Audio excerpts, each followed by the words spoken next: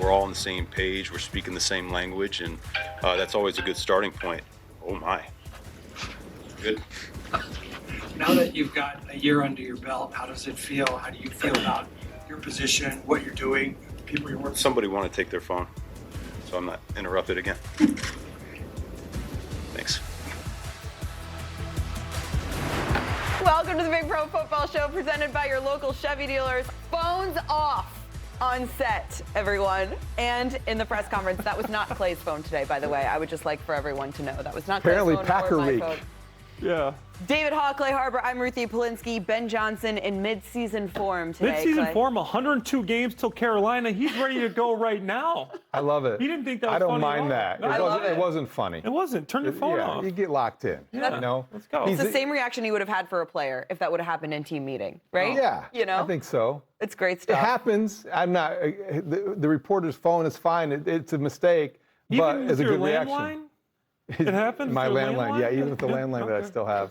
Yeah. Well, if you asked Ben Johnson if he had a reaction to Caleb Williams being on the cover of Madden, he had a similar reaction to that of the loud cell phone going off today. He was no nonsense today, and it is June 3rd. Let's kick off our opening drive, brought to you by Chevy. This is our first down. I think he proved last year that if the game's close at the end, he's going to go all out and become Superman at times to make some critical plays. So that's great. We're continuing to see his evolution as a quarterback. The accuracy continues to improve, the ball placement, the understanding of the offense, the orchestration of everything from the huddle to the snaps, the shifts, the cadence and all that. It continues to improve. So that's all we really want to see right now. We're not going to judge. I don't know how you can judge top 10, top 5. I think it's so subjective. So he's on the right track, and that's what we're concerned about. Ben Johnson didn't want to talk about Caleb Williams on the cover of Madden, but he did want to talk about his evolution as a quarterback. Clay, we got eyes on him today. What were your thoughts? The first thing I went back to was just being out there the same time last year at OTAs. They couldn't get out of the huddle correctly. They had to go back, do it again. Maybe they had one operational error, and just how in command he was. He was on time more, the running play actions. He's getting the ball out. There was a rhythm to it. As a player, you know when the ball needs to come out, and it looked to me like Caleb was doing that. Also, he was throwing with better accuracy, runner's balls, putting the ball in a position where it's easier to catch. There was one throw to Luther Burden. Jalen Johnson had great coverage on the right sideline. Caleb put a perfect ball. I said, hey, Jalen had nice coverage. There is no defense for a perfect throw. That is the right word, command, because it leads to confidence, which creates consistency. And that's what he was lacking most last year in terms of the percentage of passes that he completed. That's what you want to improve the most in terms of the statistics. But I think Ben Johnson did bring it all back when he was asked a question about top 5, top 10. No, just win. Win. And when you win, all the rest will come with it, all of the accolades. And maybe, not necessarily he's on the cover of Madden, that's great, and he had no time for that because he knows that he'll be evaluated not by how big of a celebrity he becomes, but by how big of a winner he is. 100%. I think, Clay, going back to what you were saying about just what we saw on the field today, there is a confidence and a demeanor about Caleb Williams that feels different to me, and it feels older, it feels more mature. There was a moment where he threw a ball, it may have been to 𝗏𝗏 today, and he made a great catch, had to go up and get it, and I heard Caleb go, woo! Like, we didn't hear him have reactions on the field like that because he was kind of anxious, nervous, just making sure he was thinking about the next thing. He's a little looser, maybe, but also just more in control. He also knows the coach, and he knows the staff, and he knows everybody else, and you're not trying to learn something because you've already mastered it. And the body language, language that he is carrying himself with is one of a leader and just exudes leadership, and I love to see that. 100%. Let's go to our second down of this opening drive. We heard from Odunze today as well, who, by the way, it's his birthday today. Happy Here's what he birthday. had to say about how he's feeling.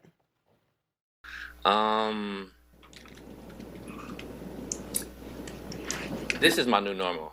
And it's not from a standpoint that I'm like always in pain, but the way my foot broke, there's a calluses in there that like creates, a different type of foot structure with those bones and different things. It kind of, shifts things around. So my new normal was kind of what I, am growing into. And I don't think that's anything that's going to prohibit me or keep me from making plays. But I feel like with the break, it's just like, when you tear your AC, it's never really back to normal. shout out to Keenan with his, his little, you know what I'm saying? It's a little different, but we go on. What's your reaction to that? The hesitation was unsettling. The description was concerning. And I think when you're talking about a receiver whose game relies on bursts and cuts and precision, it doesn't really make you feel great about his return to whatever normal is. Because if his new normal is different than what he used to be, that means he's a compromised player. And if obviously you know better than I would, Clay, things change throughout the course of your career. You got to play through pain and injury. But if he's a different player, you expect a different outcome. And he already was getting here when you expected here. I'm not a doctor, but if you're a young player like Odunze and your foot isn't going to be the same as what he's basically telling us, it's a new normal, it's not going to be the same, like it's not going to be the normal it was before, you got to get that fixed. And I'm just saying, like, from a guy his age, if you're a veteran, you got 1 or 2 years left, play through it. But that's my first thoughts. And my second thoughts is, even watching him today, he looked fine. He looked okay. He didn't look like a top 10 pick. He didn't look like a guy that a defense is going to fear. And for the Bears offense to reach their ceiling, that's what he needs to reach. And I went back and I looked at some of the numbers from last year, pre-injury and post-injury.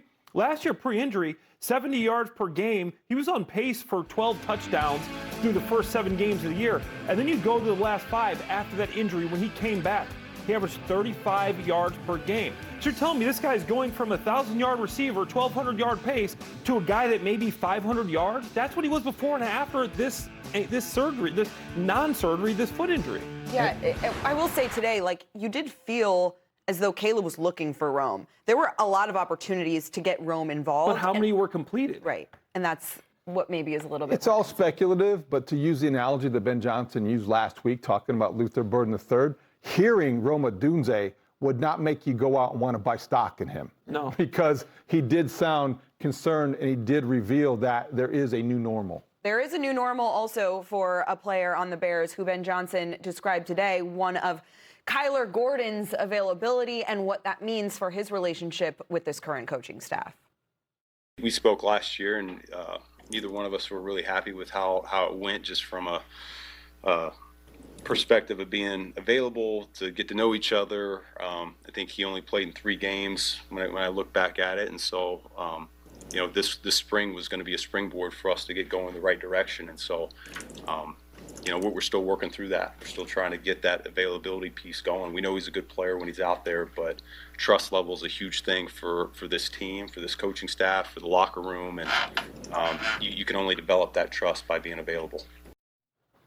Kyler Gordon not out there today, and it doesn't sound like 2026 is off to the start that I think anyone wanted to hear for Kyler Gordon. What's your reaction to what Ben had to say there? You never want to hear a head coach use the word trust when he's doubting a player or describing the relationship he has with him, especially when it pertains to availability for a player who only played in 3 games last year. So Ben Johnson, all business today, when he dropped that description of what he talked about a player, the trust factor is huge before you even get to the point of how does he fit in this defense.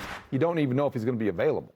Yeah, Spider-Man, 8 legs. That's too many legs. That's too many opportunities to get hurt because this man's on his 4th soft tissue injury, David, since last season.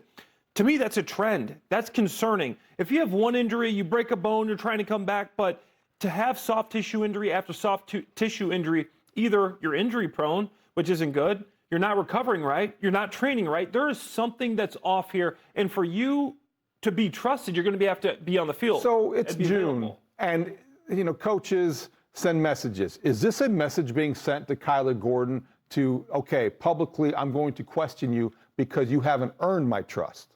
Yeah, that's a message. He put that in the mail. He stamped it. He sent it over to Kyler Gordon's address. Yeah. Opened it loud and clear. Are you going to be here? They're going to have a plan. I hate to say it. I love Kyler Gordon. You have to have a backup plan at nickel. Malik Muhammad wasn't out there today. I'm not sure if he was injured. I didn't get a designation of if he was injured or why he wasn't there. He wasn't there. So you got to have a plan just in case Kyler Gordon isn't there, because he's shown you that he is a guy that can't be counted on right now, as tough as that is to say. I think that is the plan. That's why they used the 4th rounder on him. Yeah. There it is. All right, let's go to our 4th down and circle back, ending our opening drive here on this stadium conversation that continues to evolve. Today, we heard from Chicago Mayor Brandon Johnson.